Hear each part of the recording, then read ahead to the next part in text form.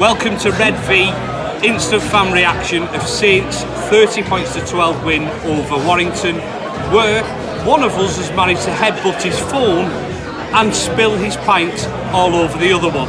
I will let you guess which one has done which. What did you make of today's game, Dave? I'll hand it back to you, Kev. I'd compare it to a boxer, where we've kept him at arm's length for a while. We could have finished it earlier, but we've won in the 10th round, to be honest. I'm not convinced by Warrington at all. Good day in Berlin. Oh, it's been a brilliant day in Berlin. Apart from having me jeans soaking wet through now. Dry jeans are for winners. First half, it was scratchy. It was a little bit like the Salford performance last week. But we kept it tight, didn't concede many points, and then could it be said that Saints, as a second half team, just pulled away in the second half? Well, potentially. I mean, we've won the first half as well, and I think we could have been further ahead. But yeah, in the second half, Danny Richardson's really come to the fore there. He'd probably be my man of the match, edging Luke Thompson. I know Percy's got the Sky Vault, but Danny Richardson's really turned it on in the second half. And yeah, to be honest, we have played better, there's no denying that fact. Coming out the second half, 8 points to 6 up. Danny Richardson, it's just, his second half played really, really well. Obviously, the try where he's running on the last from inside his own half, kick wide to Percival to score, just that touch of class, that tells you, do you know what? He may never be a world beater, but he's going to be Saints scrum half for, well, the foreseeable. Well, how old is he? 20, 21 years of age?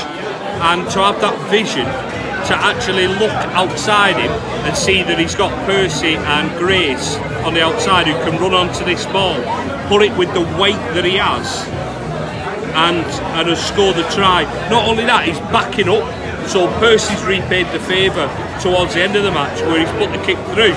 And he's not just stood back resting, thinking, where am I going to play? He's seen that ball go through and he's gone and scored a try of his own. I tell you what, that's the second half especially was a mature performance from Danny Richardson.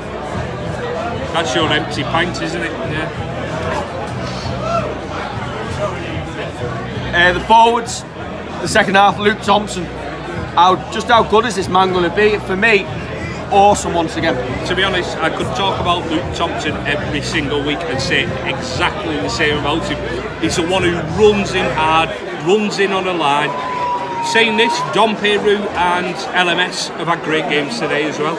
I don't think many of our forwards have had a bad game, but I think them three, and especially Thompson, are the ones who've actually shown our forwards where to go tonight and how to play. I think I said to you at half time, there was absolutely no way we were going to lose this game. Yeah, to be fair, you did. I wasn't entirely convinced because you put the jinx saying we weren't going to concede when Warrington scored. But they've scored 2 tries from the same kick and they've got lucky both times. It was a decent ball out from Liner for the second one. The first one was luck. As I say, we kind of kept him at arm's length. We probably could have put him away earlier. But you know what?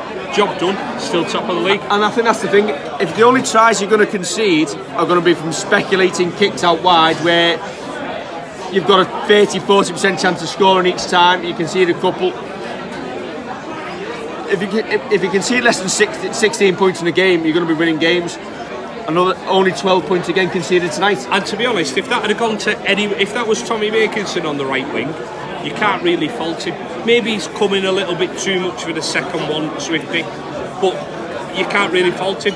I'll say on the other side, Regan Grace has had a good game defensively.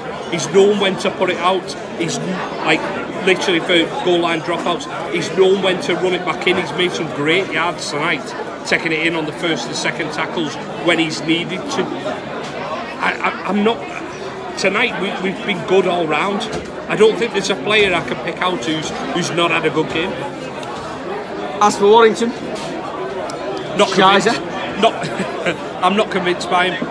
I thought that Tyrone Roberts and Ben Murdoch-Masilla would have been great additions for them, and I'm not entirely sure that either of them have clicked yet. Alright, Roberts has come to a different country, Murdoch Masilla hasn't. I thought he'd have slotted in there and been the barnstorming Sia Soliola type second rower that Warrington have needed. And you know what? He's not quite there yet. You could see signs tonight, but he's not quite there yet, and I'm not convinced by him after tipping him to finish in the top 4. Mr. Price at Warrington, are they about to find out that the price isn't right? I'd say so. That's a terrible joke, by the way. But I'd listen, we did do a match preview, and we said, is the price right? And I pissed myself laughing, and it was that bad that we didn't upload it. Yeah, it was terrible. We might put it up at some point just to how bad it is. Yeah, he didn't pull up trees in Australia. I'm not entirely sure he's right for Warrington. The way I think it's going, I think I can see him getting the bullets halfway through the year. Potentially, yeah. We look to Leeds next week. Yep. Are we confident? Why not? If we can keep teams at arm's length and just keep getting the points, then why not? Absolutely, why not? Right, I think we're off to enjoy the hospitality, sponsored by Berliner Kindle. And there's a band on as well. And there's a band on. So we will say Auf Wiedersehen, and we will see you next week on Red V TV. And don't forget to like, share and subscribe, and let us know your thoughts on the game on the Red V forum. See you later. Prost. Does that mean? Cheers in German. What he said.